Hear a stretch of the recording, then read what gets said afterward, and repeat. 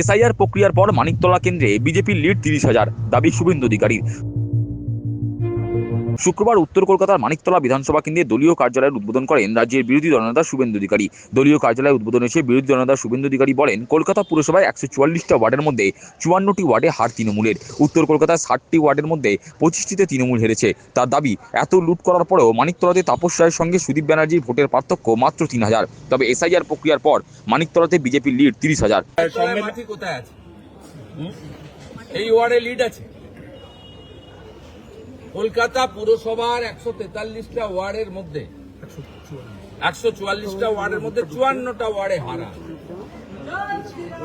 এইখানে উত্তর কলকাতা 60টা ওয়ার্ডের মধ্যে 25টাতে হেরেছে, 25।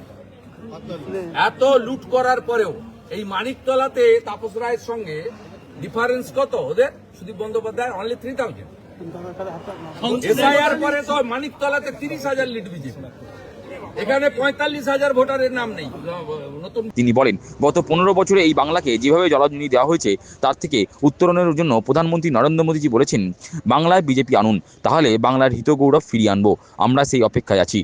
15 বছরে এই বাংলাকে যেভাবে জলাঞ্জলির দিকে নিয়ে গেছেন, তার থেকে উত্তরণের জন্য তিনি বলেছিলেন, বিজেপিকে আনুন, আমরা এটা করব এবং বাংলার হিত গৌরব ফিরিয়ে আনবো। অর্থাৎ আমরা তার অপেক্ষায়। দলীয় কার্যালয় উদ্বোধনে এদিন হাজির ছিলেন ব্যারাকপুরের প্রাক্তন সাংসদ অর্জুন সিং, প্রাক্তন বিধায়ক তাপস রায় প্রমুখ।